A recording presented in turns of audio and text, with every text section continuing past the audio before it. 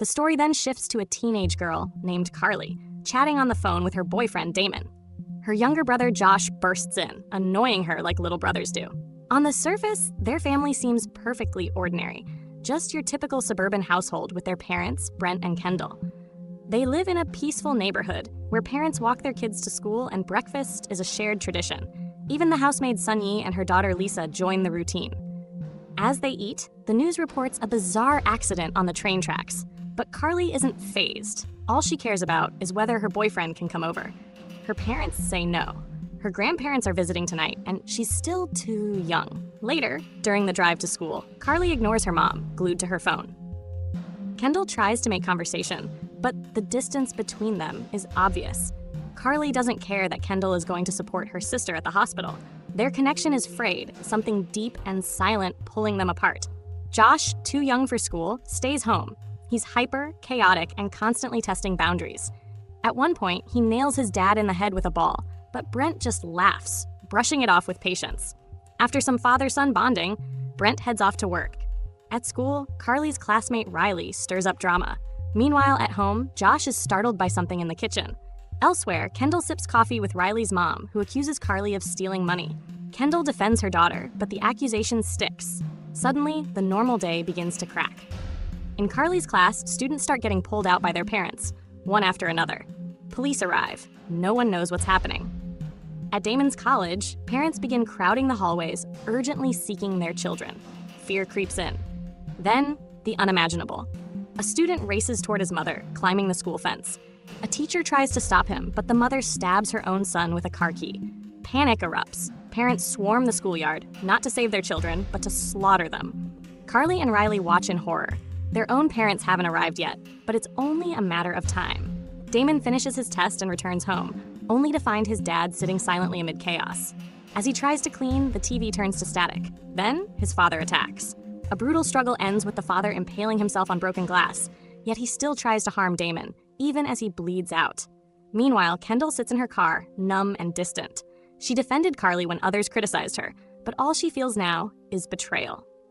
She gets the call, her sister is in labor, and drives to the hospital. Carly and Riley retreat to Riley's house. Riley offers drugs and disappears upstairs. Carly stumbles across a news broadcast.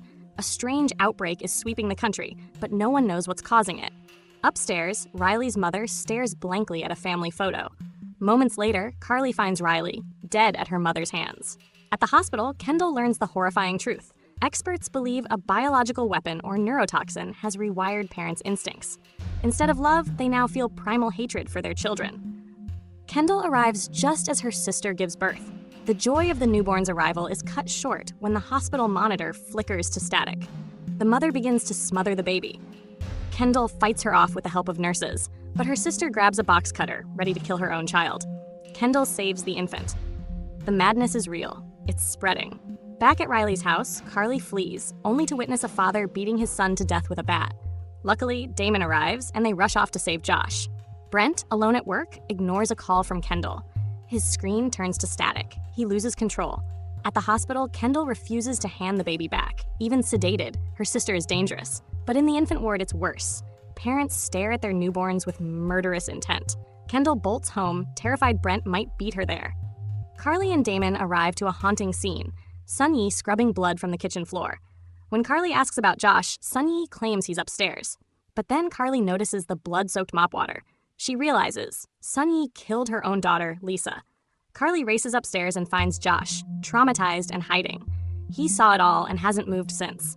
Carly urges him to escape before their parents return, but it's already too late. Brent bursts in and attacks Damon. Josh appears, and Brent charges at him. Damon intervenes, but Brent knocks him out cold. Carly and Josh run. Brent slips on a toy car and crashes hard. They lock themselves in the basement. On her way home, Kendall nearly hits a stroller. Another mother just pushed her baby into traffic. She finds Brent unconscious. But as he wakes, Kendall changes. Her eyes, her voice, the static got to her too. Together, the parents are no longer protectors. They are predators. Kendall sweetly pleads with the kids to open the door. Carly admits to stealing money. Kendall says it's okay. She just wants to talk. But Carly refuses. Brent rages. Kendall grabs a drill, trying to break through. Brent reaches for his gun. Gone. Suddenly, Kendall screams. Josh has the gun and shot her through the door. Brent realizes the PIN code to the gun safe was Josh's birthday. The child he scolded now holds their last defense. Knowing they can't hold out forever, Carly and Josh prepare to escape. The parents begin pumping gas into the basement. As the room fills, the stench of Lisa's corpse drifts in. Josh can barely breathe. Carly finds a ceiling vent and sets a trap using matches. They crawl through the vent. Brent hears them and charges. Kendall grabs weapons. As Brent opens the basement door, the match ignites. Boom! The gas explodes. Brent collapses in flames. But Kendall survives. Driven by madness, she hunts them through the house. In the attic, Carly makes a sound. Kendall hears it. She climbs the stairs, one slow step at a time.